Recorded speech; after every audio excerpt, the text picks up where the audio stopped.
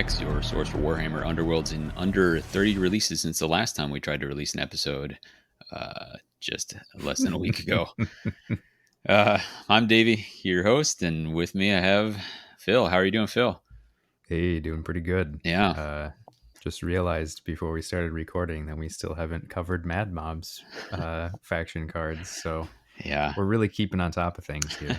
Well, we are trying to lean a little bit towards instead of giving that hottest of takes right as they come out, trying to get Yeah. some reps in with them. So, well, for context, it is pre-order day for Kainan's Reapers, and we've had our hands on them for a day or so, where we got to we get from GW a preview copy for the podcast, so that we can try to bring you that content. And of course, everybody's been looking at the cards themselves for 5 or 6 days now, so Yeah. that is where we're at. I was able to hand those off to you in person, so that's Oh, we'll jump ahead felt to what so the heck is good. going on with you, because that's one of them, playing in person, man. Yeah. Yeah. So in terms of hobby, been on an offshoot for our other podcast, the story phase for the Mortal Realms. Um, so we're doing a Soulblight Grave Lords review soon. And as part of that, we got some Blood Knights from GW to review. Um, so we each took one out of the box, and we've been doing a little painting competition, and pretty much wrapped that up this, I guess, just yesterday. So that was pretty fun. Nice little change of pace. They're excellent models. Yeah, Um, you've had an enormous banner on yours, really cool banner. yeah, Yeah. I did myself a disservice and said I'll take the banner bearer, and then immediately regretted my life decisions. But uh, it's done enough now that I feel like it's presentable. So it's pretty cool.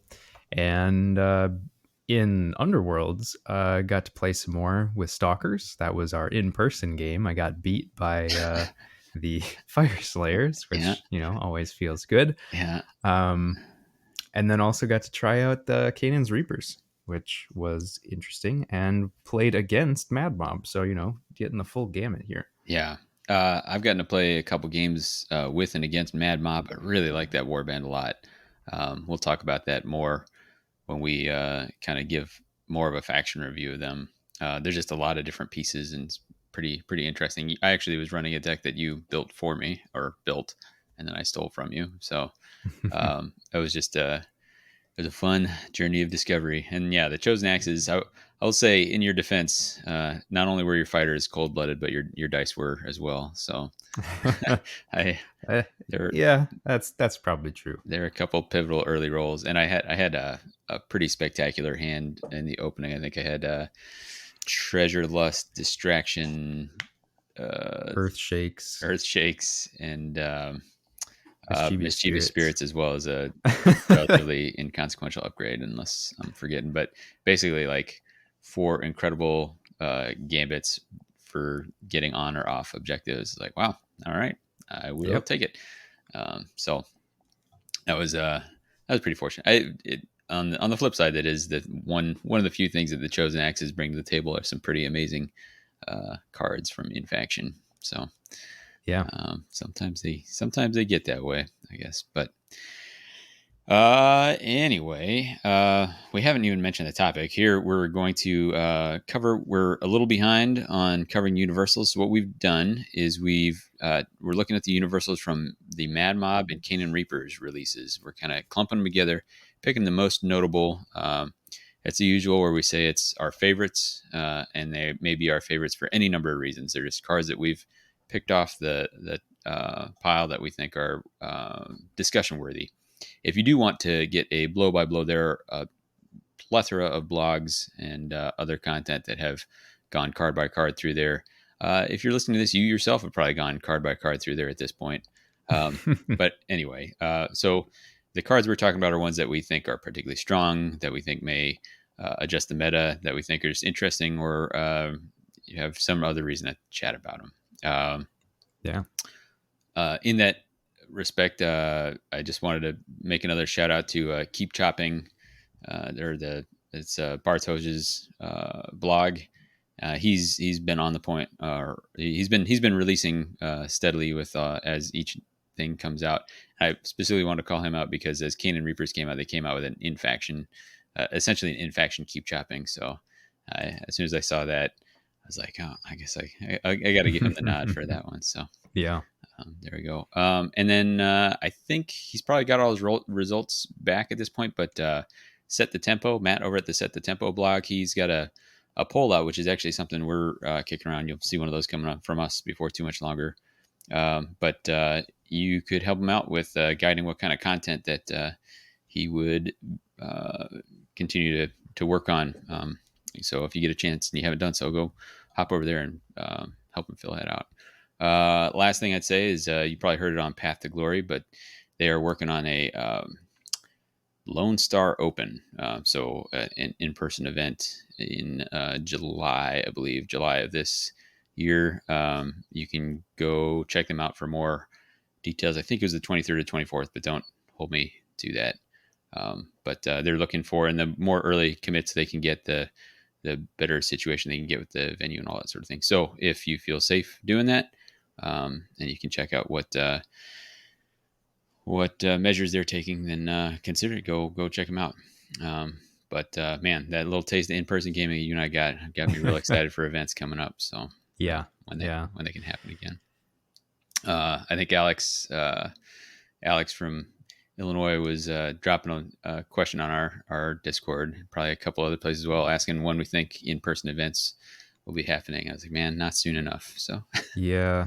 Yeah. It's rough. I mean, all of our local stores, like, they have to keep saying that they really want to, but like they really have to consider that there's people who can't yet be vaccinated, and it makes things difficult for them. So yeah, and I everybody's just gotta be a little bit more patient, but we'll get there. yeah. It's soon. Yeah, and I'm glad they're taking the responsible choice. Even for us, it was, we were outside on a Yeah. porch. Everybody was vaccinated.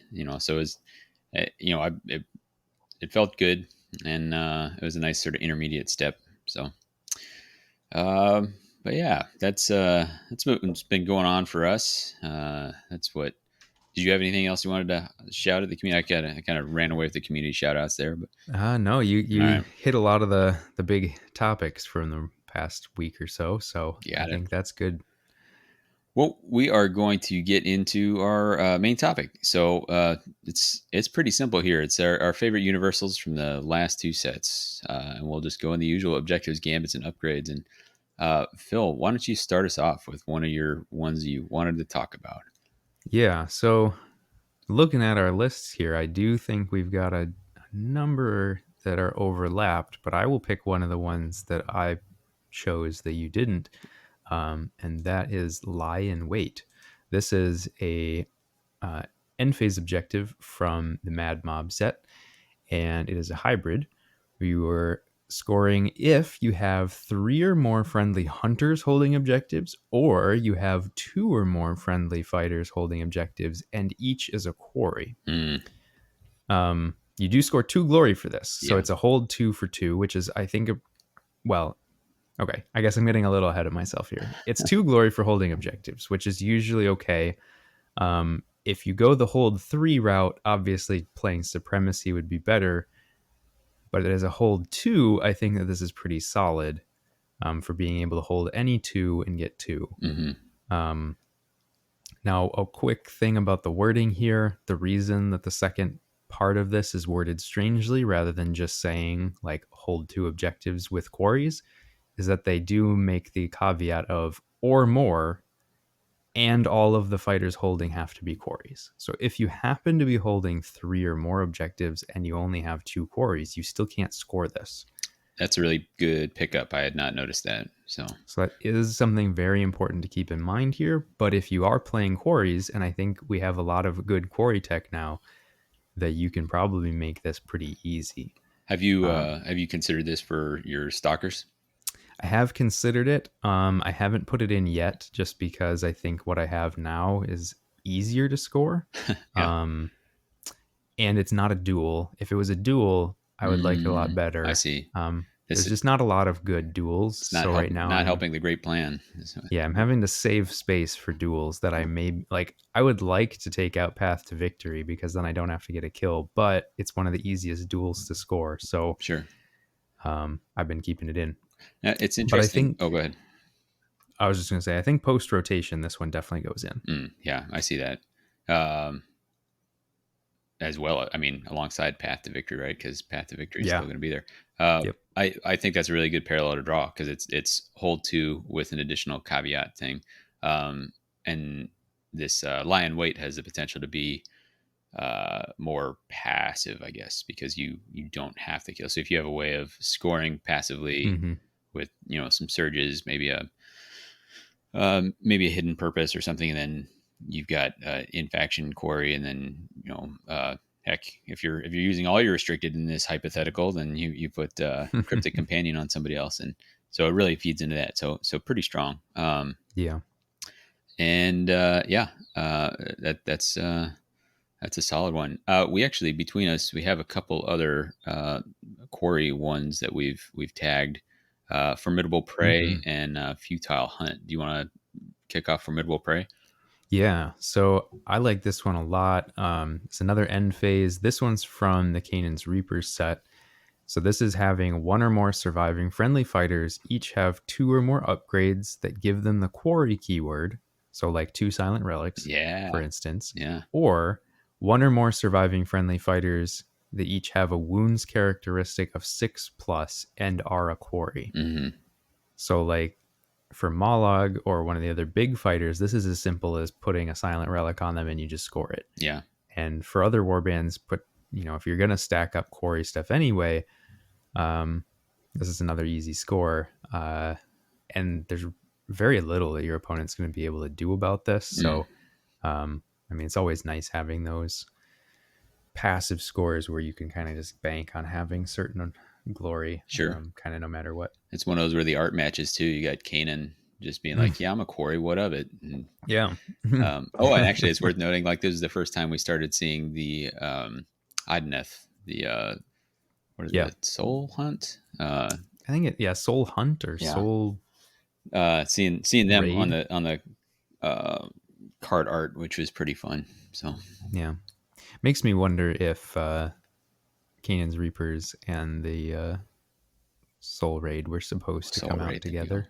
I'm sure. I mean, in previous seasons, that would have absolutely been the case. I think Yeah. in Beastgrave, the Grimwatch and Snarlfangs got split up for some weird production or shipping reason. But um, who knows whether they'll stick with this or stick with the two. I guess that's a whole nother topic. But quick Yeah. aside, which do you think you prefer, two at a time or the one and one and one and one? I think I like one at a time, but I would like to see them spaced out more. Sure. Yeah. Yeah. um, Getting them 3 weeks apart or whatever it's been lately, it's like, well, at this point, you might as well just release two and then wait longer. But Yeah. yeah, It's fun. I mean, not to get too like the card pool feels like it's changing so much that I'm building decks and I uh, yeah, will realize. I mean, it's a fun environment to be in where I realize after the fact I'm like I can't believe like I think there's a card we'll talk about later that is just a purely bitter sidestep and I was like, oh, I'm still putting sidestep in my deck and I've totally forgotten that I have heated instinct. I think it's called out there, and I yeah. could be doing that. So anyway, those are all asides, but yeah, I think uh, it's it's been cool to see it in a different light, and I think I'm happy for new releases however they come. But yeah. Yeah, definitely. Well, the other one I was mentioning was a futile hunt, and this is Yeah. actually uh, a surge, also a hybrid. Score immediately after a friendly fighter's attack action, in which they take an enemy fighter out of action if that friendly fighter is a quarry or the target had one or more hunger counters. So, uh, a one glory surge for a kill is pretty great. Like, Mm-hmm. if you feel confident that you're going to have a quarry, so if you built your deck in a particular way, which is getting easier and easier, then this is great because most of them have, this all happen, but there's there's restrictions. Like some of the most powerful surges we've seen in the past, including ones that got restricted, would have been like advancing strike, defensive strike. If we're looking all the way back to season one, Yeah. um, you still see a sort of hunter version of that with brought to bay, that are quite powerful, if that's the way you're going. Uh, and the hunger thing, that's almost it's. I mean, against vampires, it'll probably happen. But Yeah. it's unlikely to drop. You certainly wouldn't build towards that. You may incidentally do it, like if you got energy energy drain, Yep. that That's the one. splashes out some hunger. You may get that, but just the fact that that piece is on there, turning this into a hybrid, then helps unlock like uh, adaptive strategy. So things like Yeah. that. So which again in the deck that Phil built and I used, I carried adaptive strategy through the whole game, and he had so many easy hybrids in there that I was able to just kind of carry it in my back pocket and then essentially operate with two objectives uh, in my hand at any one time, and still scored it at the end with cards to spare. So a lot of good hybrids out there, not so much on the duels.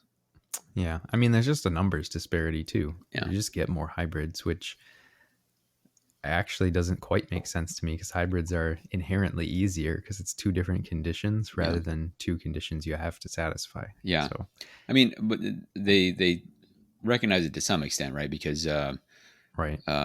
what's the strategy for meticulous strategy? Only needs three duels Mhm. to score. So, Yeah, that's true. but another surge for getting a kill, basically, is Primal Yeah. Display. Surge duel. Score this immediately after a friendly fighter's attack action if the attack action took the target out of action and you have the primacy token. So I bring this up for two reasons. One, it's strong for aggro. It's strong for Mad Mob, especially, who are going to get primacy on any kill. Um, I bring it up also because it kind of highlights just how bad we need an FAQ, because right now it is not entirely clear when the primacy is gained. The standard things Yeah. that happen is you complete your super action, and after that the activation is over. Then inspirations happen. So if there was any inspiration condition that happened during that action, now anyone who should inspire will inspire. Then reactions that happen after activation or after action, if it's the last action, then those can trigger, and then objectives will score. It's probably safe to assume that the primacy happens. Primacy is picked up before you get to the objective scoring, but it's not explicit, right? Yeah. Yeah, Yeah, it's frustrating. I think I mean if you just think about where the timing of the rules sort of would make sense since it's saying when you take a fighter out of action in one hit, you'd just assume that it's a after activation trigger yeah, and it just happens, but that's there's nothing to indicate yeah. one way or the other, And there's which makes yeah, it's pretty important to figure out, is it happening before inspiration or after? Is it happening before reactions or after? yeah. There's a lot of cards Yeah. that are important as far as that goes. Yeah, and Uh, there's a Go ahead. few other cards we'll probably mention later here that rely on that timing of when do you get the primacy token. So, Yep. um, if Um, GW, if you're listening, uh, you have primal assertion down. I'm gonna be honest. I don't have it up, and I cannot remember what it does. So why don't you educate me on that one? yeah. So this is I don't know. This is maybe not the best, but I kind of like it. So this is a score immediately after you discard the primacy token if your warband holds more objectives than any other warband. Okay. So if you have ways of messing with primacy and you're planning on and I mean, I guess the nice thing about any of these, whether it be dominant position or whatever, for holding more is that you can like, especially if you get this early, you could hold one and score this. And there are a number of decent cards now for discarding primacy. But of course, the question is, do you really want to discard primacy? But I think there's now enough tech to mess with getting and removing primacy that this suddenly becomes something that you can score just by playing cards and positioning, which is personally how I prefer to Yeah. get my glory. But um, I just think it's interesting. I do think this one maybe makes more sense for Mad Mob than anybody else, but I think there's the potential there for anybody to use it. Yeah. And this is because it scores on the discard. This has that rare situation. We talked about this with another objective where you can um, you can score it in that weird like after, so you could have drawn into After it in the the end end phase. phase. Yeah. Um, and you can get there that way. Uh, that's the other one is for having an objective in enemy territory. So there you have to be sitting on one that's perhaps more dangerous, but only the one. This has the weird duality of like if you're a warband that is likely to be standing on more, Hmm. then you are more likely to have given it up. You know, like if you're Yeah. ghouls or some such ghosts or something like that. So uh, it almost feels like the of the two, the other one might be a little more grabbable. But I definitely was looking at this, going back to the Mad Mob deck you'd built. It involved holding objectives and getting into enemy territory, and potentially um, you might have killed people off of where they were. So yeah, I I think I think it's an interesting spot. I think Supreme Confidence is the other one.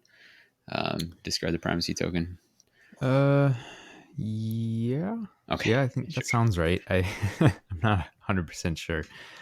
Yeah. Anyway, um, there's as we'll see as we get a little further in, there are a lot of ways to. I remember early in the season, you and I were talking like, "Ooh, feign strength, feign weakness." Like, wouldn't it be cool if there were a lot of ways to manipulate or benefit from the primacy token? Well, we got that. Yep. so, and so I think I remember on first pass through the cards in these sets, looking at cards like this and at cards that actually manipulate the primacy, and being like, "Whoa, man, I am not."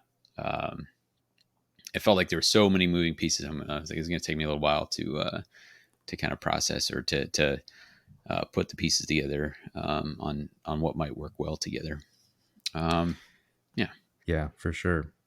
I think I had one more surge that I wanted to mention, and this is Perfect Strike. Uh, this is score this immediately after a friendly fighter's attack action that took an enemy fighter out of action. If the attack roll contained only successes and/or critical successes, and the attack action dealt the precise amount of damage necessary to take the target out of action, uh, it's two glory, which is a real big deal for a surge. It's dual, which by the rules we've established so far means it's probably hard to score. um, I, this was less of a this is a powerful card and more of a me trying to think about like what warband could possibly like what warband is gonna want this. Um, and so I think the warbands that are looking for this are ones that have rerolls, right? Because Yep. if you are giving yourself rerolls instead of adding dice, that helps. If your attacks are on smash rather than fury, that's a big deal because you're more likely to end up with an attack roll with all successes. Um, and then one either with a varied amount, or I was thinking even with like Thundrix. Thundrix does a lot of attacking on smash between uh, Thundrick and Deadeye and Draxskewer. Uh, and because often they're doing like just one or two with those shots, then you're more likely to be finishing somebody off with exactly that amount. So I still don't think it's there, but I think there may be like if you build with the right amount of rerolls and the right warband, this may be something you take. Yeah. I don't know. I personally think that the card art is actually accurate this time, and that Kanan's Reapers probably like this the best because if you get double supports and you're on Smash, your 5/6 of the results could be successes. That's a really good point. And So that they at least go, gets you half the way there, I guess. Yeah. Well, and they do a lot of their. I think they do a lot of their kills by stacking up multiple attacks. So you kind of get. Yeah. I felt. Yeah. I wonder. And I I guess didn't they even think about the actually, support side. That's a good point. yeah. And they actually even have a few sort of varied damage levels. So, like, if you know you need to get one, you've got fighters that do one. If you know you need two, you got fighters who base do two. And then you can go three or four or crazy land more if you've got Kainan, because Yeah. he can pretty well manipulate his damage into the stratosphere. So, Yeah. I can. um, yeah, maybe they can pull this off, but it still feels, to me, it feels like something you're not going to be able to bank on happening. Yeah. Um, I guess thinking about it like with steady aim in Thundrix, that's a card. Some people take that. I think I've included it once or twice, and just I've had to bail on it in the past. Like just felt like sometimes it would just sit in your hand forever. yeah, So yeah, like a harder to that on its own felt like a harder to trigger branching fate, and branching fate can sometimes stagnate a little bit too. So yeah. So is the life of the aggro player who yeah, relies on dice, but right, for two glory, maybe it's worth it. I don't know. sure. Depends how desperate you get. Did you have any other surges? You're on end phase now. Yeah, I just end phase. I really only was interested in Primal Assertion as a surge. I mean, there was a few others that I thought seemed good, but most of them just didn't really jive with how I tend to build decks, so I didn't include them. Um, yeah, so I guess I can kick us off here on some more end phase stuff. Yeah, go for it.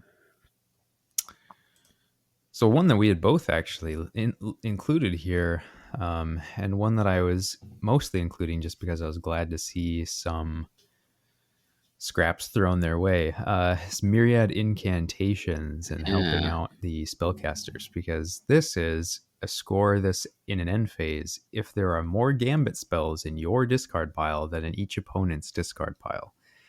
Um, so if you're playing spells, this is probably almost a guaranteed score just because there's not that many people doing it. yeah. There's so few out there. So obviously Stormsire loves this. It's guaranteed glory.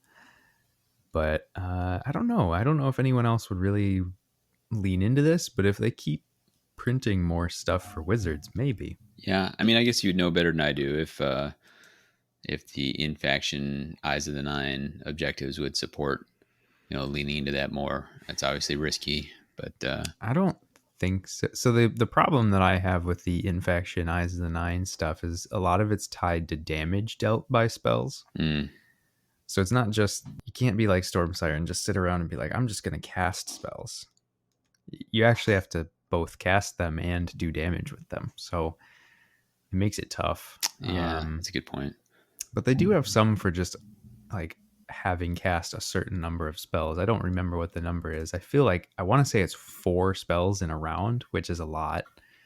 Um, so maybe like if you really want to go nuts, but Yeah, what caught my eye about this one is that it specifically leans into the spell casting, but the spell casting that is uh, it'll reward you for casting spells and being passive, right? Like there was a yeah, time where Cursebreaker could sit at the back of the board while his two buddies empowered, and he cast spells to shuffle people around and that sort of thing.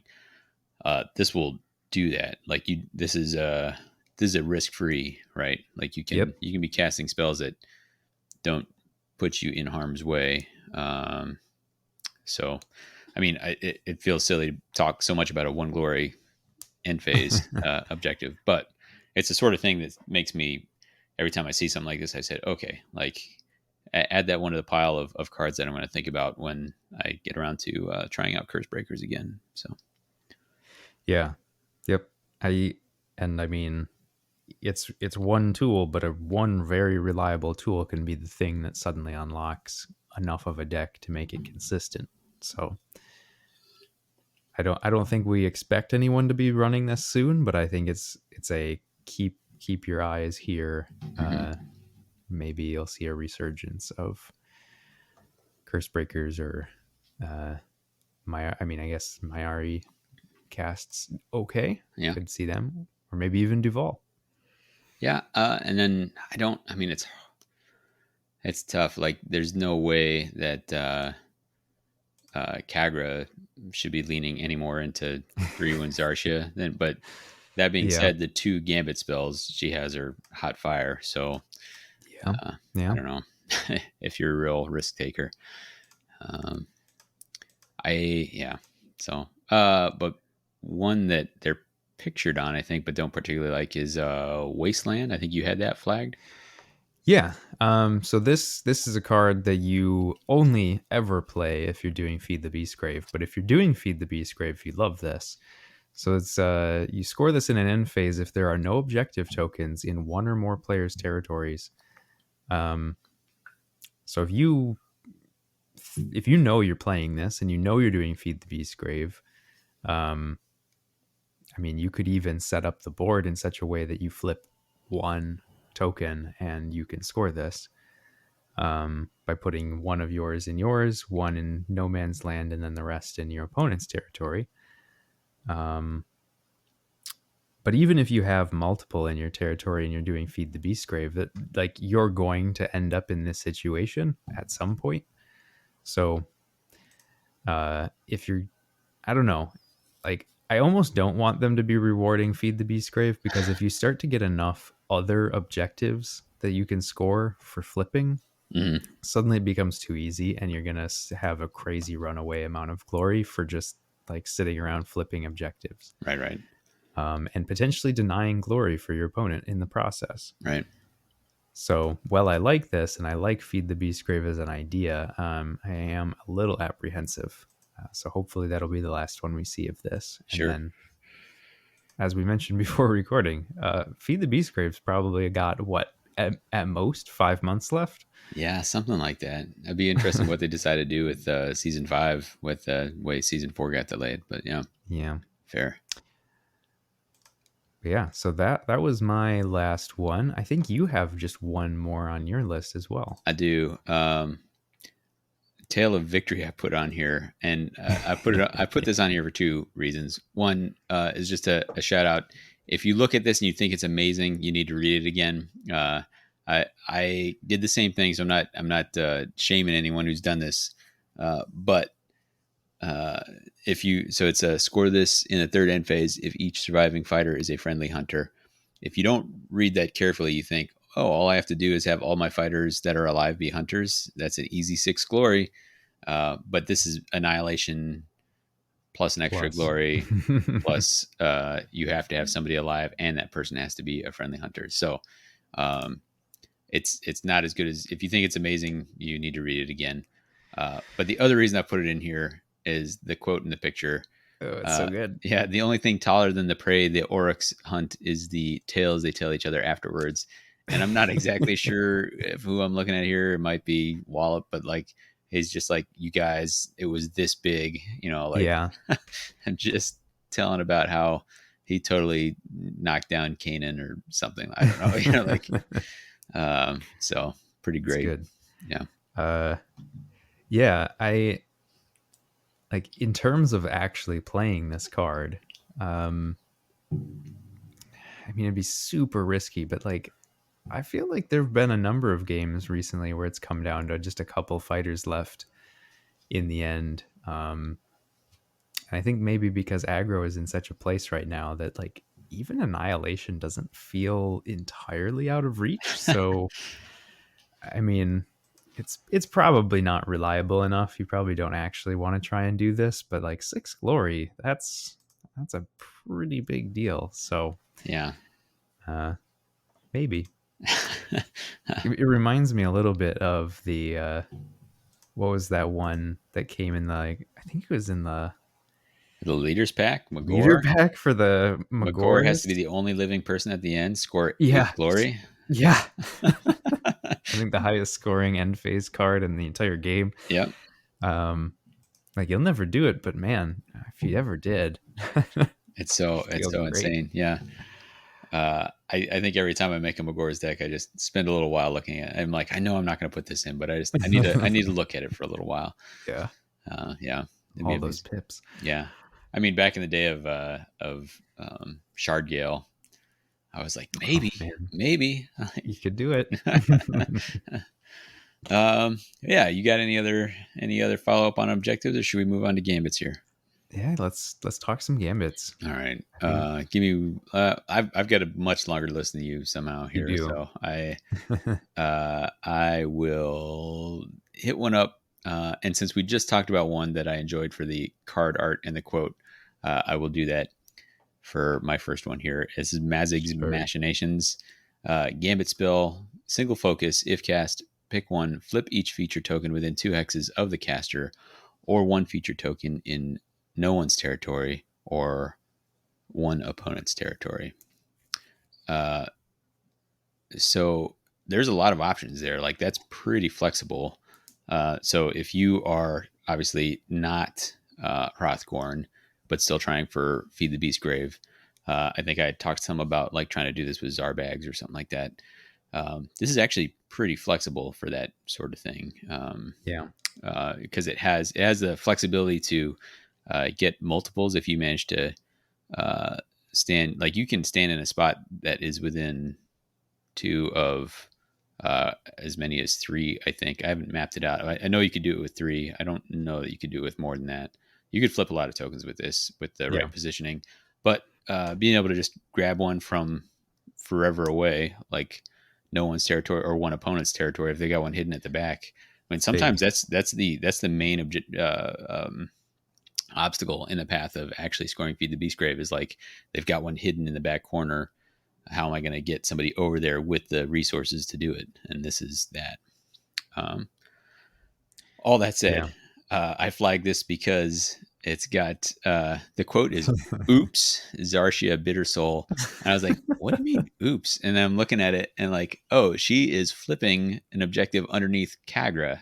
So Yep. Kagra's like, I'm gonna go despoil, or I'm gonna go, yeah, despoil this objective here, desecrate this objective, and her sister is just like really sticking it to her. So I was like, oh. I love that it's a game that has so many like gamey decisions and all that sort of thing, but they still got some room for like cool art, and a sense of humor and character within it. That's great. Yeah. Oh, it's perfect. Yeah. All right, so I burned one of my picks on funny art and talking more about Feed the Beast Grave, but how about you throw one at me? Yeah. So one that I really like, and this is another one that is tied to primacy, which we have talked previously about how there's a lot of different things you can do with primacy now with power cards, and that's untapped resources. Mm, So this is one that you can only play if your warband holds two or more objectives. So it's not very easy. You do have to set up for it, but if you have that situation, you can spend a glory point to gain the primacy token. So just for free, just get it whenever you want, or discard the primacy token if you already have it, and then you get to draw three power cards. hmm Um, so obviously, I picked this one partially because of primal assertion that kind of can go together. But Yeah. there's other things you can do with this too. But if you need to be able to give and take the primacy token at will, this card gives you the means to do both. And since it's also draw tech, I think it's actually a very good card that um, if you can make a plan around when you need to use it and how you need to use it, it should be game changingly strong.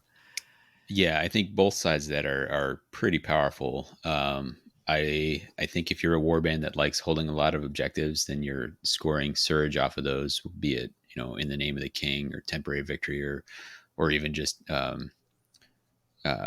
hidden purpose or something like that. So then you're getting the glory on the fly. You can hold this card until the very end of that, Hmm.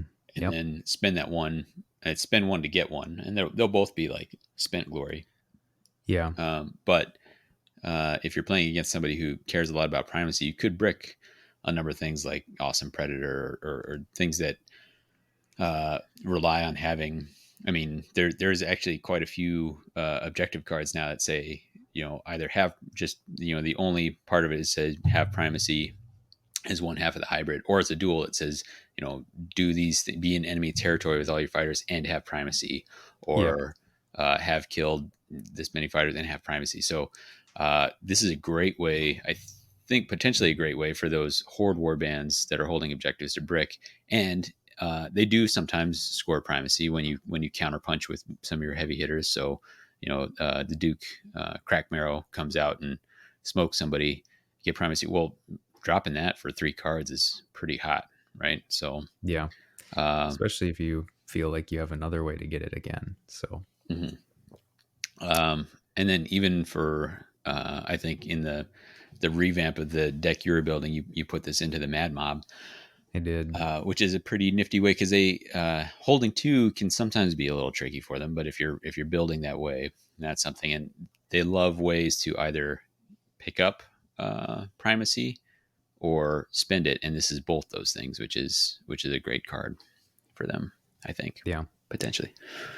And just one other thing that I like to think about that I've not been thinking about enough till now is that anything that you can do to gain primacy, if you're taking it away from your opponent, you have to think about it as an extra glory swing Mm, because you're also taking one away from your opponent.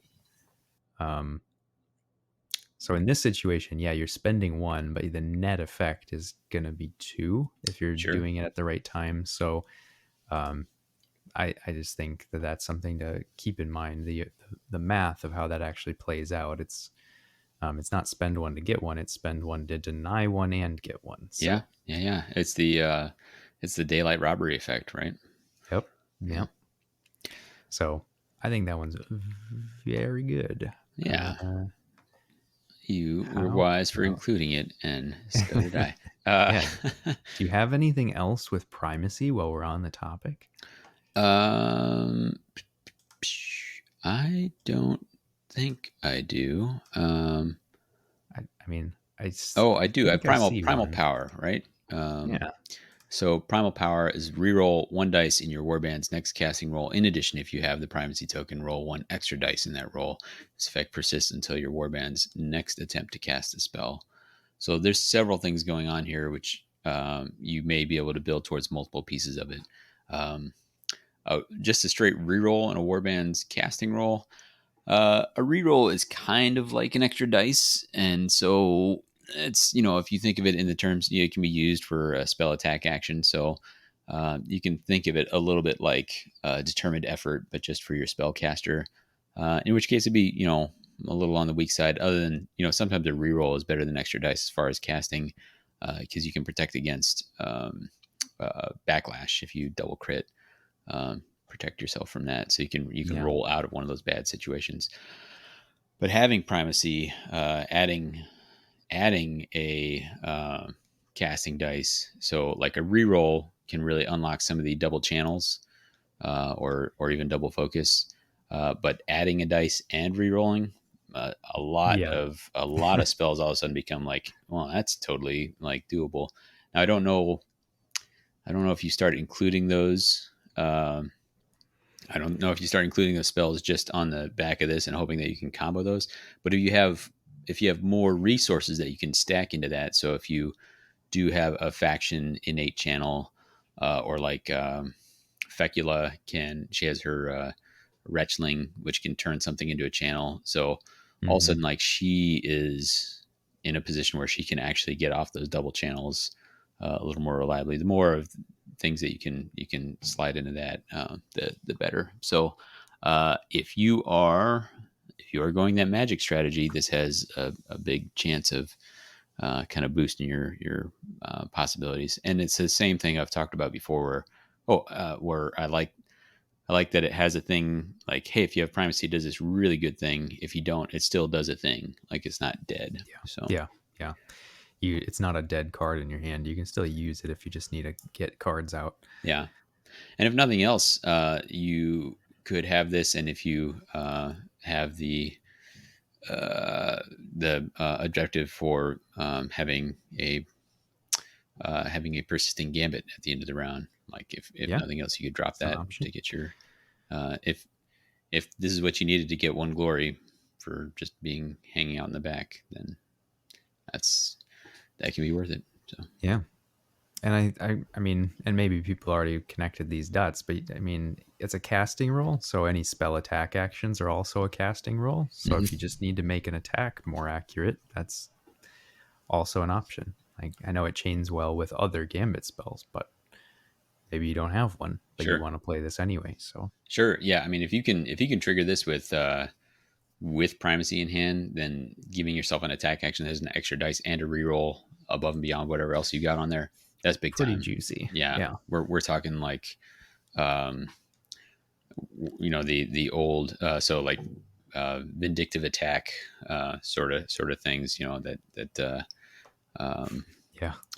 go with Snarlfangs. I'm thinking Haymaker. I'm thinking Haymaker with no downside. It's almost Right. here's two Yeah. extra dice. So yeah, um, yeah, that's Primal Power. Did you have another one that you wanted to cover? Yeah. So I've got a couple. So the last two that I've got here are ones that are on your list as well. So I'll start with Cunning Paths because I think this is a good one. Just generally, but then also if you're playing Feed the Beastgrave, I think it's extra good. Um, so this is a ploy where you get to pick one effect. So either you can give +1 move to friendly fighters in the next activation. So if for some reason you had a way of moving multiple fighters, like with goblins or with Kainan's Reapers, getting +1 Sepulchral move, Guard. Spellful Guard. Yep. So if you have ways of stacking that, that can become really strong. Or you can choose that each time a quarry moves into a hex that contains a feature token in the next activation, you can flip that feature token. Um, like this can be good even if you're not playing Feed the Beastgrave, if you just need to deny some glory from somebody, or if you just need a way to get one back, maybe that's already been flipped. But if you're playing Feed the Beastgrave, this is insane because it's just each time you enter the hex. Yeah, It's not like end there or anything like that. So if you have a way of having a fast quarry where you can like run through 2 or 3 hexes in a single move, you could flip all of them. yeah. There, Um, I've seen some combos laid out that are pretty gross. yeah. So I guess keep an eye out for more Feed the Beastgrave decks. Also, like I don't know, like there's just gonna be some weird stuff that people can do with some of these cards. And I don't even know that we've had enough time yet for people to really sit down and figure out what those weird things are. But this one feels like it's got some legs. Yeah, uh, yeah.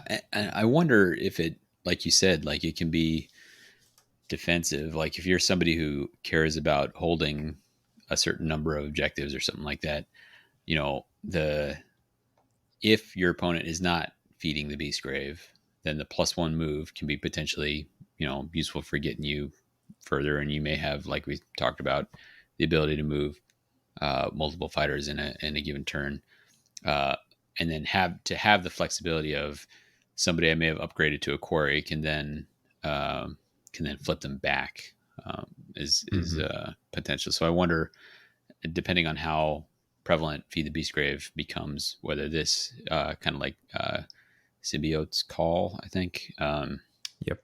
uh, starts to play into more of those.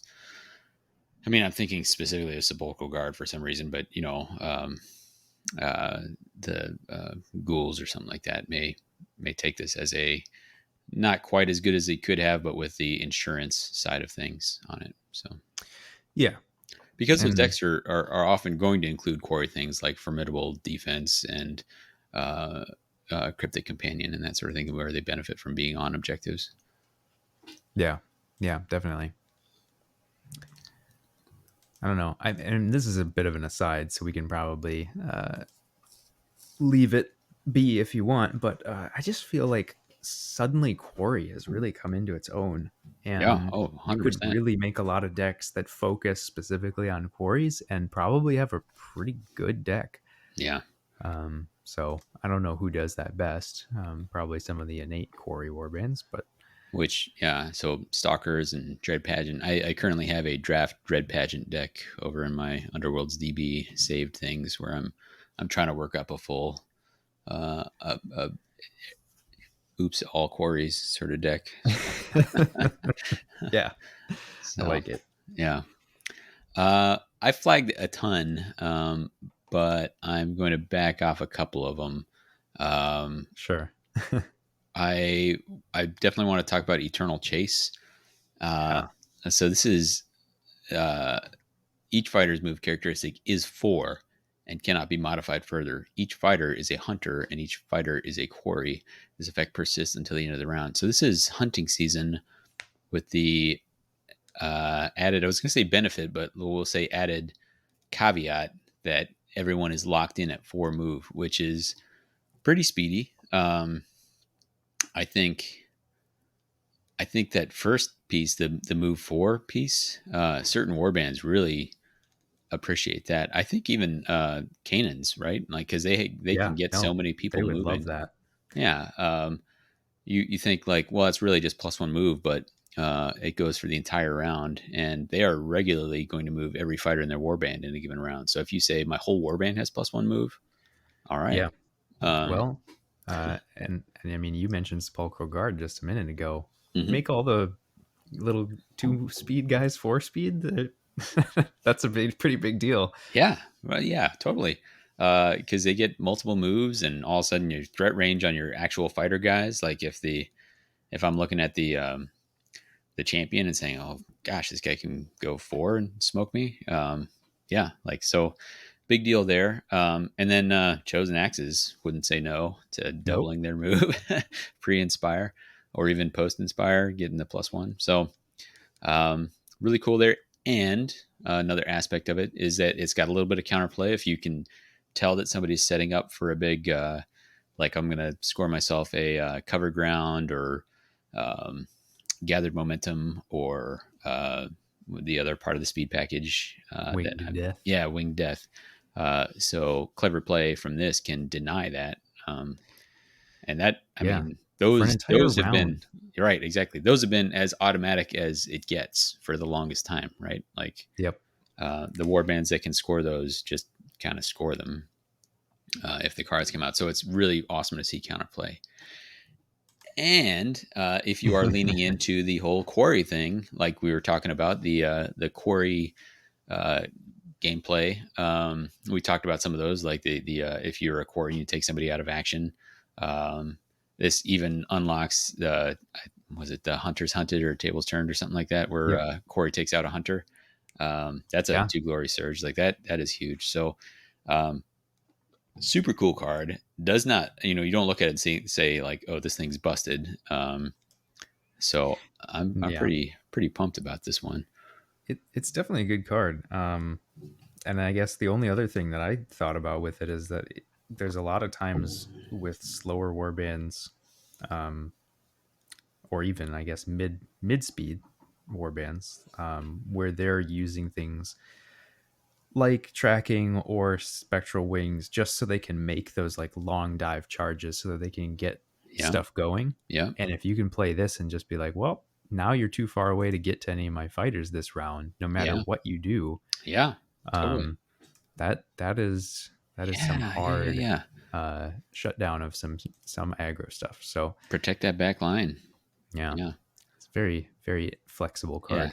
And Very any card interesting. that is real strong or real strong, real attractive to Sepulchral Guard and Chosen Axes is a great card in my mind. So, Yeah, um, yeah. Like I said, I've got other cards flagged, but I think the only other one I wanted to mention, just for weirdness, is Carnivore's All, and this is starting with yeah, you. Each player can choose one or more fighters from their warband. Give each fighter 1 hunger counter. Each fighter with 2 or more hunger counters is a hunter. This effect persists until the end of the round. Uh, so this is a card that, just on the side, Skaven can just Spike Claw Swarm can just say, okay, my whole warband's inspired. Um, that being said, I still don't know if you take it in Spike Claw. Like, I don't know if it matters enough to get, like some of them. It's really nice to get Scritch inspired. It's really nice. Some of them individually are great to get inspired, but some of you kind of don't care all that much. Like Lurking Yeah. Skaven doesn't matter all that much. I don't know if you'd rather, because like giving your fighters hunger, like whatever, um, making them hunters, like those seem such like peripheral benefits. Uh, I still think this has like a lot of competition from something like Musk of Fear, which is just pick one, but they go on guard, because popping somebody to 2 defense dice on guard from 1 defense dice on dodge is a really big deal. I don't know. Yeah. So I think it's interesting. I think it got a lot of people like, whoa, like, but It's for your whole warband, but it doesn't do anything else. yeah, exactly. Like, is that worth it? I don't know. So Yeah. I'd be interested if you are a diehard Spike Claw Swarm player. Are you including this, or did it not make the cut? Let us know. So Yeah. I guess also as just a quick aside, I remember people were talking about this in the Vassal Discord, and John from Can You Roll a Crit was saying like, "Wait, what?" and like hadn't looked at it yet. And he's like, "That wasn't supposed to end up that way." So it sounds like the playtesters realized that that was potentially a strong side effect of this card, and had thought that it shouldn't end up that way. yeah, And yet it did. So yeah. here we are. Hats off to their templating though, because you can look at this and like the word choose is bolded. So Yep. like Yep. choose, give, hunter, and persist are bolded on this card. Like they're making good strides towards making some of these cards pretty clear. So Yeah. Yeah. Making some stuff super clear, and then other rules just weren't printed in the rulebook at all, and are not part of the sequencing rules. So yeah, credit where credit is due, but some things could still be improved. that's true. Uh, all right, upgrades. I'm going to dive right in. I'm going to pick an upgrade. Well, I think before Oh, I did have one more that I oh, wanted my to talk bad. about, and I think we Good. maybe kind of mentioned it in passing, and that is just heated instinct, Oh, yes. because you had mentioned it's like a sidestep that's just inherently better, and it also is some of this quarry stuff. But this is literally it's sidestep, or if you have a quarry, it's 2 move sidestep. So Yeah. not a lot to say about it other than that if you're thinking that sidestep is good, why not take heated instinct? I mean, 2 spaces, 2 hexes is spectacular. Yeah, Like on so that. good. So 100%. And it's a rare deck that doesn't have any upgrades at turn. Even if you're not, Starblood Stalkers or Dread Pageant, and don't have an innate quarry in your warband. It's a rare deck that doesn't have any upgrades that turn somebody into a quarry. Yeah. So uh, I already really highly rated Sidestep, and if you are strictly better than Sidestep, then Yep. hats off to you, sir. I'm a little Yeah. surprised there wasn't. They didn't find a way to engineer some like trade off. Whereas like Yeah. Yeah. make it away from the closest enemy, or I don't know. Or towards the closest, so you Right, didn't right. get to Like have choose what some, yeah, direction. Yeah. exactly. Like that would have restricted a little. But I don't think it's busted. You don't see No. sidestep in every single deck, and that's cool. I think this is No. a fine card to be very strong, and that will rotate out. So Yep.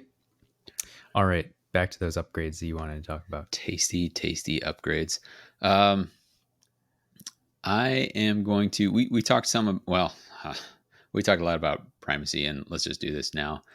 We got Primal Lunge. Yep. So this is an upgrade reaction after an activation. Discard the primacy token. If you do, this fighter makes 1 move action or attack action. Then discard this card.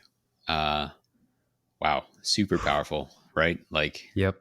it has ready for action vibes all over it. Yep. Ready for action, if you weren't around, was a reaction to playing an upgrade on somebody. Once you played that upgrade once you reacted to playing your upgrade, you got to make a move or an attack. Uh, and the stealth tech on that was always that the move was sometimes as powerful or more so than the attack action.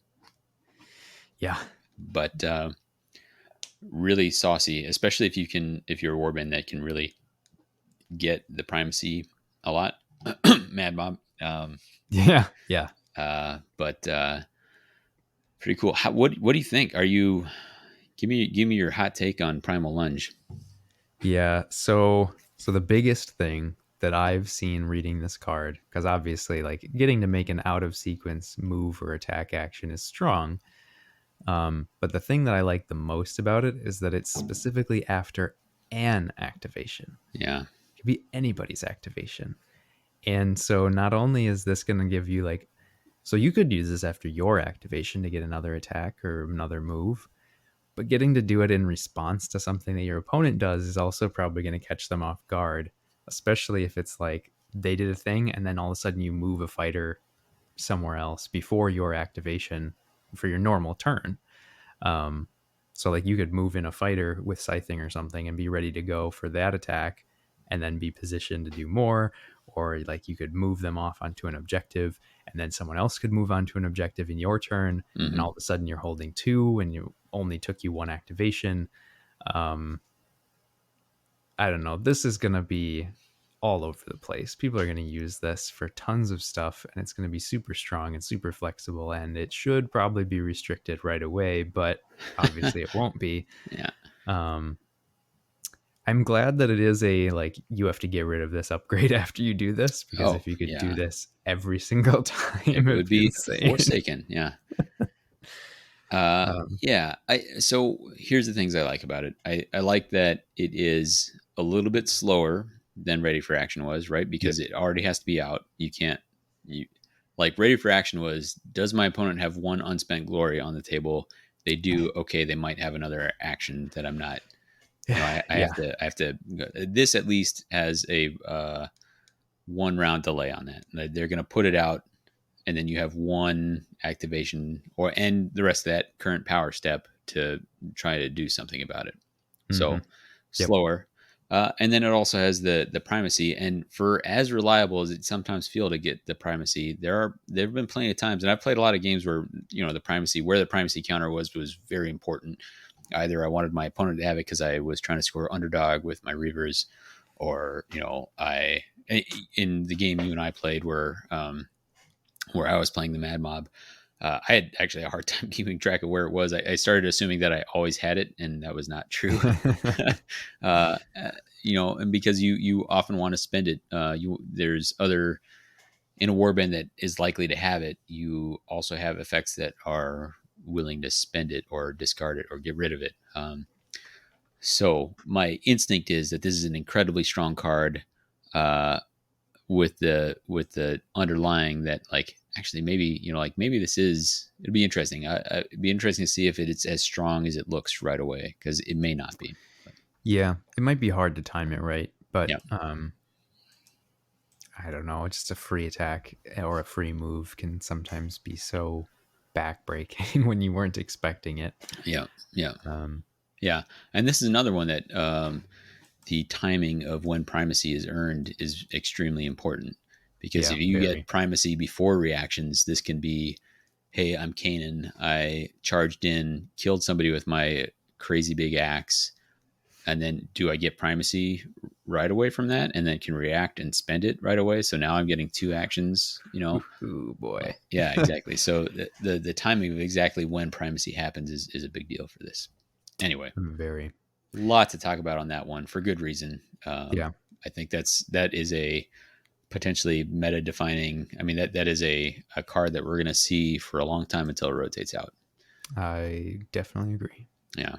Um, I guess I grabbed that right away, and you only had a handful here. But why That's don't you throw fine. one at us? So Um, yeah, so I guess I will go to Inured by Hunger. I know that hunger as a mechanic is something that's not used by a lot of warbands, and by not by a lot, I mean basically only one. yeah, Maybe a little bit with some Mollog stuff. Um, but I think this is pretty good, especially if you're just trying to do like turtle vampires. So this is an upgrade that gives you a reaction. where you can use this during an attack action that targets the fighter after the determined success step. So obviously, once you realize that you're going to get hit, you can then do this. And if you do, you have to remove all of the fighter's hunger counters. And if you do that, you are going to then reduce the damage dealt to this fighter from that attack action by the number of counters removed to a minimum of one. Mm. Anything that gives you the option to reduce damage by more than one, I think, is pretty insane. Yeah. But even just like upgrades that are just a flat reduce damage by one, we've seen get restricted because it's so powerful. Yeah. So this is a way to just have that on your vampires pretty much always. Yep. And even for other warbands that don't use hunger as consistently, like getting one hunger counter here and there is probably not even that hard. Mm-hmm. There's a lot of stuff that does it now. So, yeah, we know that damage reduction is super powerful. So this is like damage reduction on steroids. Yeah, and I mean, it is a huge. It feels, like the Crush's ability to like just draw damage down a ton. This is repeatable. So if you can stack hunger back Yep. on this fighter, which there's 100% ways. There's like hunger siphon and different things like that where you can have a fighter pick hunger back up. What I like about this, and again, like you mentioned, there's not that many people looking at this. Almost nobody other than the Crimson Court. But including this in the Crimson Court, a lot of times if you are building towards a style that that wants to have hunger, then a lot of your objectives are saying like, hey, like I want hunger on this many people, or I want this many hunger counters out there. And this actually works counter to that. So this is a It really does. powerful ability, which is a little bit counterintuitive or has some anti synergy with a lot of the objectives that you're probably really looking hard at. And I think that makes this a real interesting choice for a warband like the Crimson Court. I think it maybe plays into that style where you're trying to do the flexible thing where like I'm going to have some bloodlusted and some inspired and go Mm-hmm. from there. So really cool card, really cool Yeah. spot, and really one that make you think real hard about it during deck building. So really like that. Good choice. Yeah. So I see you've got another one here that's around hunger. Do you want to talk about that one? Yeah, so hunger for success. After each activation in which this fighter made one or more attack actions, give this fighter one hunger counter, and then a reaction after this fighter's attack action. Remove 3 of this fighter's hunger counters. If you do, this fighter makes an attack action. If that attack action fails, deal 1 damage to this fighter. So, same sort of thing where, so having 3 is a lot, right? Like, Yeah. even for vampires, that's a little bit of a tall order. But having the ability uh, to re-attack is kind of a big deal. And this is another one where the timing is going to need an FAQ, because let's say you have 2 hunger counters after each activation in which this fighter made 1 or more attack actions. So let's say you have 2 hunger counters, you attack. So I should gain a hunger Yep. counter. You What get to happens clear first? it. Do I gain that hunger counter first, or do I have to react first? And that really Yeah. changes the value of this card. I think you probably gain it before you have to react, but I don't know. Like it's not Yeah, clear I mean here, they're kind of in the same window, so right? it's tough. Yeah. Um, but yeah, I think it's a pretty well balanced card. If you're somebody who is really piling on the hunger, then all of a sudden you can potentially trigger this more than once. This card is likely to only go off once in a game, um, but Yeah, I uh, do think but one so. card for one power card for 1 extra attack action is often worth it. Yeah, I mean I think that's good. And even if you're just putting this in a Crimson Court hunger deck, having a way to just guarantee that you get more hunger counters is Sure. valuable in and of itself. So, Yeah. um, yeah, I think Crimson Court probably run this, Hmm. whether they use the reaction or not. Sure. So Oh, that's a good point. Yeah. seems decent. Yeah, yeah. Especially somebody like Gorath, who's going to be more likely to make multiple activations in which he makes an attack because he's got that Yeah. range too. So And like pair this with Inured by Hunger. Gives sure. you a nice, easy way to get more hunger counters. Yeah. Um, all right. Since I've got more of them here, I wanted to mention Silent Shield. It Yep. was one of the this is the first silent relic that didn't have a reaction, right? Specifically. Um, Um, no, I don't think the sword has a reaction. oh, you're right. It just gives you an Yep, yep. effect if you're in no one's territory, which I Yep. think is the same thing with the shield. Yeah. I guess what I was wrong about is this one doesn't have. Oh, it does have. So you're on guard if you have three or more silent relics, which is weird. So like this one and the helm are three or more silent relics. All the other ones are two or more silent relics. Mm-hmm. It's okay that they did that. I'm a little surprised that they did that. It's a little more bookkeeping to double check. Like Yeah, I'm going to start triggering some of these. So this you become it a is. quarry and you get two defense if you're in no one's territory. So this is as silent relics go, this is pretty far down because it's Yeah.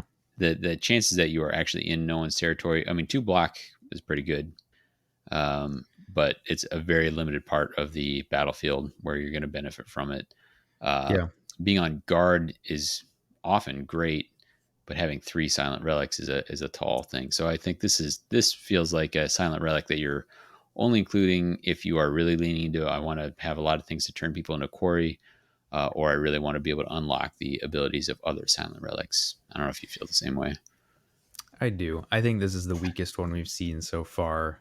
Um, there's almost no reason to have it unless you're going to be stacking silent relics. So, Hmm. yeah, I was a little surprised when I saw this one. It's sort of like, shouldn't there be something else? Yeah, Because, like, if you're not in no one's territory and you don't have three stacked, this upgrade just makes you a quarry. yeah, Um, that being said, though, uh, sort of a joking here, but maybe if it comes back into vogue, the alternate play style for the like Cataphrane relic thing, the like basically King of the Hill, if that were to come back and become like a real thing, this suddenly looks very appealing. Because that token is always in no one's territory. all right. Uh, You heard it here so first. If Catframe Relic play comes, you know, yeah, so uh, I personally think that having more ways to play the game is probably good. Um, I know that it's not really the way that the community has gone because everything is just standard championship format, but it makes deck building predictable, mm, right? sure, Um, whereas if you're playing Vanguard or if you're playing an alternate style format, all of a sudden it unlocks a whole bunch of different sets of cards, and like this would be one of those. So well, this is not in any way like a super strong card. I guess as a plug for maybe thinking about other play styles sure, in as we start to crawl our way back towards real tournaments. yeah, Um, that's just something to think about. fair. What else you got? So yeah, so I had Silent Relics on my list, and I did want to talk about the other one, and so the other one that's included here is the Silent Sword. And these two kind of go together, right? Because so the sword itself is actually pretty good. It makes you a quarry as normal. It's the normal sword profile on the weapon attack, so 3 smash, 2 damage, which is always decent. Yeah, Because that accuracy is pretty good. That's better than most fighters' attacks. Um, but if you are in no one's territory, you do get +1 damage. So it's 3 smash, 3 damage. It's all of a sudden pretty scary. Uh, so if you have ways of just engineering your attack to happen while you're in no one's territory, this can be pretty scary. well, And if you do happen to have two stacked together, this does get ensnare, mm, um, which makes it even more accurate. So if you want a super accurate equipped weapon, yeah. this is your jam. And here's the thing: is we just kind of poo-pooed Silent Shield, only giving its defense bonus if you are in no one's territory. Uh, but that's because you got to stand in there. And sure, you have to do the same with Silent Sword, but because it's an attack action, because you're offensive with that, you're you're essentially affecting, like, your target can be anywhere that's in no one's territory or one hex away from no one's territory, right? Like Yep. you can charge in there. So if you place your objectives, one out from no one's territory, then all of a sudden it's more likely, as much competition as there are over objectives these days, you're increasing the likelihood that you're going to have that ability to go after somebody with a 3 damage attack, which is a big deal. Yeah. Yeah. And then, just throw Mighty Swing in there. Why not? If you, The man, ultimate combo. yeah, But anyway. So we're now up to what? 4 silent relics? I believe that's 5? correct. Ring, armor, shield, sword, helm? 5. Oh, yep. So And presumably we'll get one with yep. the We'll Idneth have when they all drop. 6. Yeah. And then hopefully some sort of awesome, like, stack all 6 and then become like the ultimate warrior. I mean, honestly, I'd be happy if we didn't, right? Like it would be, it'd be cool because we've had a lot of things that benefit you for getting all of them, but it's neat to, like, look at what the situation is if you only have some. I mean, I guess that was a Yeah. deal with Cataphrane relics, but if they're good enough, they don't have to have a payoff that is in the form of an objective or Yeah. something else that gets you glory for them. So Yeah. yeah, I don't really care either way. It would just fit the pattern, and then it would be kind sure, of this fun thing of like, I'm gonna put all the silent relics on one fighter and yeah, right. 6 upgrades to get something. Don't know what that would be, but it'd be pretty awesome. But yeah, I guess I don't know. So that's a weapon upgrade. There is one other, or maybe a couple other weapon upgrades that we had included here. Do you want to talk about any of those?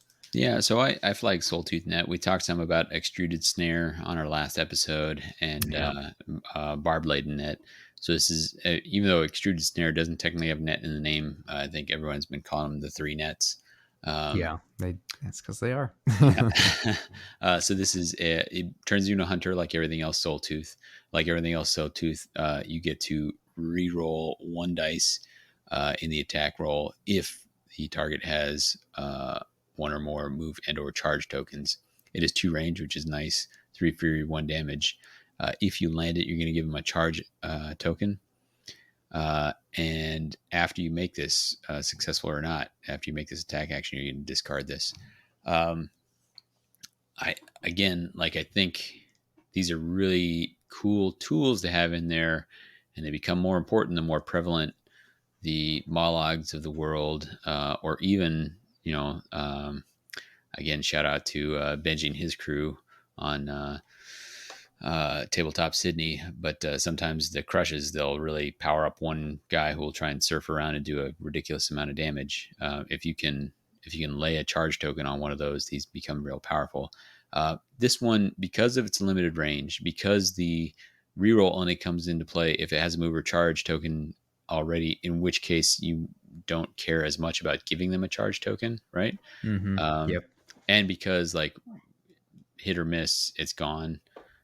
This feels to me, and I could be wrong about this, but it feels to me like the least useful of the set. Although the picture is amazing.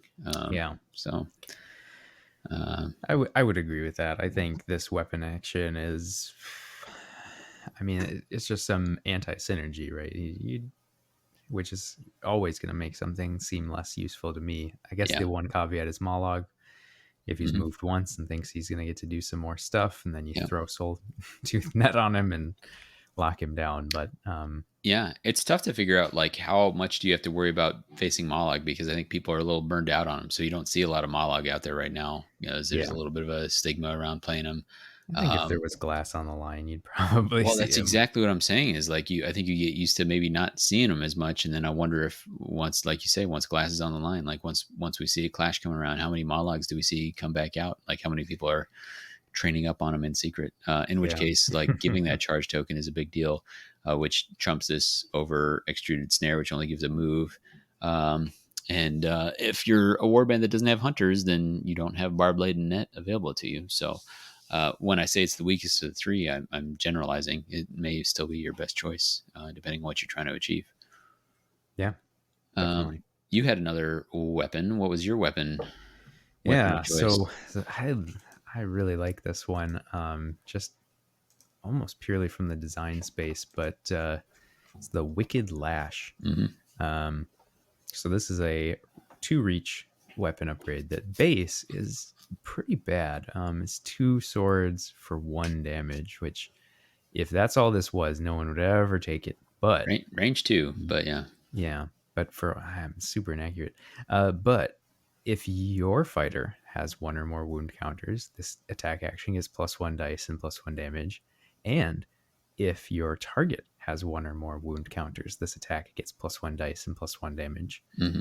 So at like if you're just wounded already and you're using this, it just bumps it up to a three fury, two damage attack at range two, which is already that's great.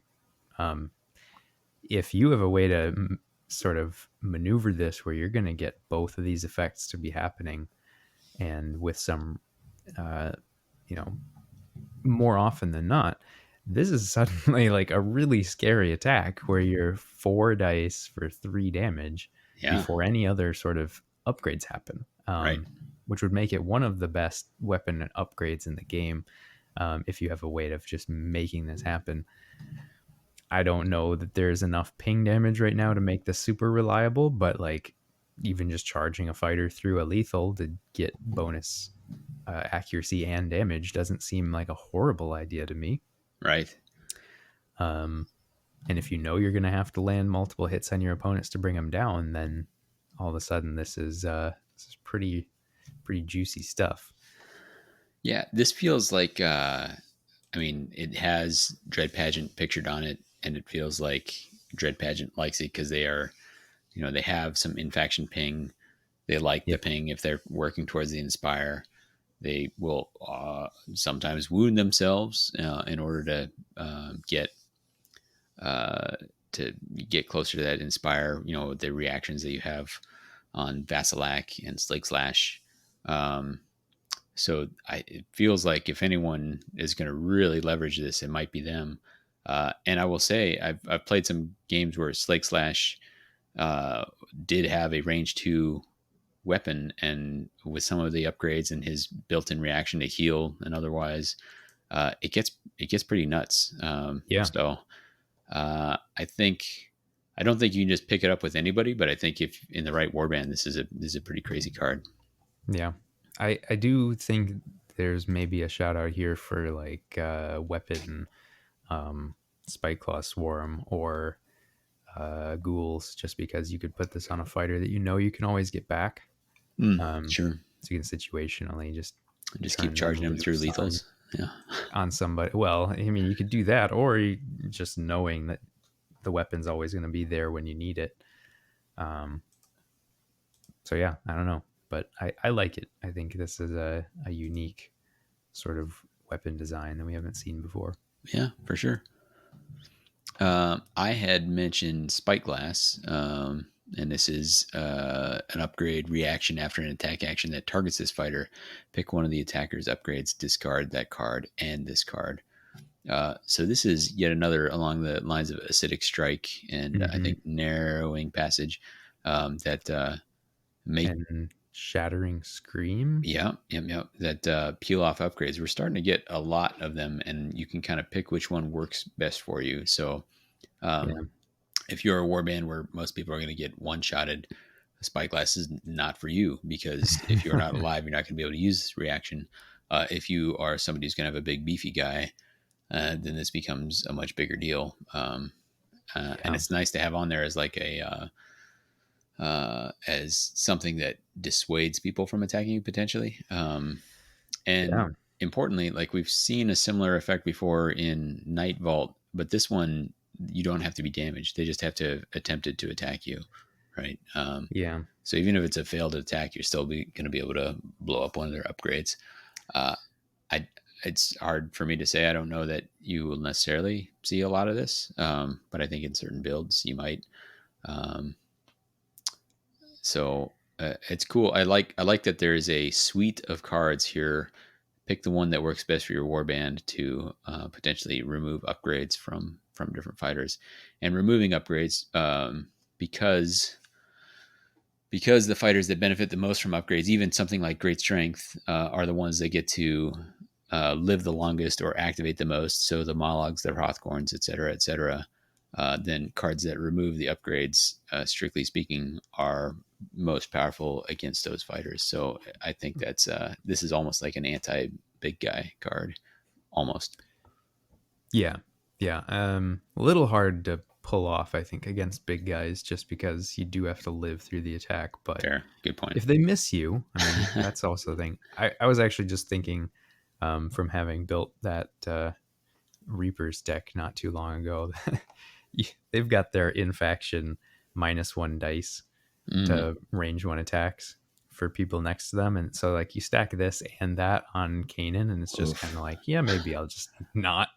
Yeah, not gonna bother. Yeah, gosh, Kanan, what a beast. I was like, I'm Yeah. just gonna ignore him. There's only so much he can do. Well, there's a lot Yeah. he can do. The Reach So 2 makes us for some yeah, pretty gnarly situations. yeah, that's a good point though. As far as anti big guy thing, like you have to survive the attack, and a lot of times they've got so much stuff on them that they're hitting very accurately and very hard. Yep. But occupying the after an attack action area is a pretty important spot too. So It is always this good. this is, I mean, throughout the big guys, this is an anti Ripa, right? Like Oh, yeah. he comes in, tries to get you. You say, not only are you not going to bite me with your wolf jaws, but you are not going to have one of your upgrades. So Oof. Yeah, and that loaded for plunder is exactly, gonna cry real hard when he yeah. can't stack the upgrades. Did you have anything else you wanted to cover? That pretty much was everything that jumped out at me. All right. And I mean, we covered probably about half of both sets, so Yeah, I think so. it feels pretty good. Yeah. It's a good chunk of stuff. Uh, Um, yeah, like I was saying earlier, like it's a fun place to be in, to be like, I don't remember all the cards that are available to me. So deck building has been very interesting of late. So, yeah, uh, just it's that thing where like just scrolling through the cards is sometimes you get to a point where I've built enough decks with the available cards to me that I know exactly what's out there. And here like idly scrolling through cards, I'll come upon like, oh, I forgot about that one, or like, yeah. oh, I remember that one, but I didn't remember it did this thing. And it's been very fun to build decks. It's made it take a lot longer, but Hey, it's been fun. that's all right. Yeah, yeah. Oh man, I think in that vein, we're probably gonna have to do some sort of a recap to say like, so where are we? Like, where have we landed now that Dire Chasm is basically done? Like, Yeah. 'cause honestly, I couldn't even answer that question right now because I Well, yeah, I think we not I think even we do a familiar season enough. wrap up. We got one more warband. We'll cover Yeah. that once they drop. We'll do some more catch up on some other faction reviews, and then I think a Dire Chasm. Where do we stand now? Hopefully, we stand somewhere that has an FAQ. But You gotta hope, right? You yeah, can't go a whole season without something. right, exactly. Um, that's it. Well, thanks for listening. Do you have any other thoughts here before we Let's wrap close it it up. out? All right, let's do it. Thank you, all of you, for listening, taking the time. We are going to be making some shifts. I'd like to try to move us to a more regular release schedule. Right now, we've been, um, ironically, after our huge hiatus, probably releasing more frequently than we did in the past. But we used to come at you regularly on every second Monday morning, every other Monday morning. I'd like to try and get back to that little bit of predictability. So we'll be making some shifts as we go there. We got some more cleanup to do with this crazy season, such as it's been. If you have thoughts on that or anything else that we talked about, if you think we got it wrong on some of these or missed something that your favorite gambit or upgrade, let us know. You can get us at WTHcast or whatthehexcast@gmail.com. You can check out our content at themortalrealms.com. Like Phil was saying, he's guested on a couple of the story phases. I was on the Slaanesh episode a little while ago. Phil's been uh, helping out with some of the Broken Realms, and then the Soul Blight Gravelords. Um, and if you really want to know some more about the background of Underworlds, I think episode 34 of the story phase of the Mortal Realms, we talked about the novel The Mirrored City by Josh Reynolds, which is excellent and talks about the background of Shadespire. Highly recommend that. Either reading it or listening to the episode or both. Um, so yeah, we have coming up. We're not sure. We're gonna see where the winds take us. We'll either give you one of these faction reviews, cover the Mad Mob or the Reapers if we've got enough reps in where we feel like we can talk about them from an educated perspective, or the starter box, or maybe, gosh, even who knows? Like the Idnath, they're probably going to drop tomorrow or something, like the way they go. So that's it. But we really appreciate you listening. We have a Discord. You can jump on and chat. We got a great community there, very supportive, really, really nice bit of serenity and humor every time I want to hop on there. We have a Patreon if you want to support us that way, or you can just review us, or you can just listen to us, because that's been awesome. And thank you for doing that. Your recommended listening for this episode is going to be Silent Signs. It's by Yarman Edison. And with that, for What the Hex, I've been Davy. And this is Phil.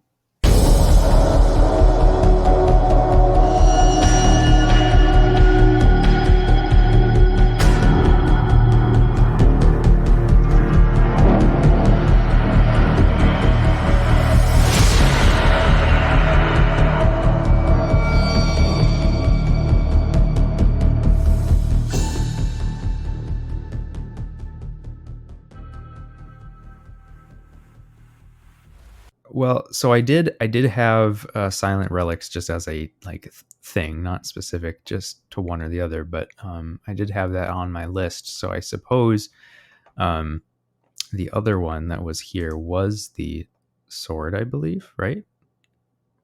Yeah. No, is that right?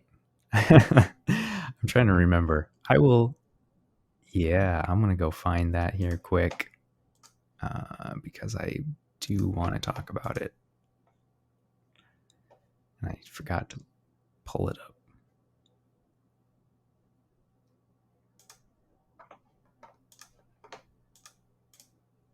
There's a lot of stuff. Yeah.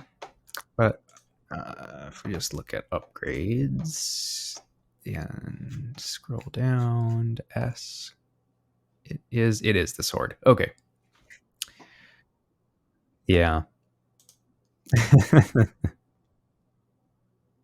Yeah.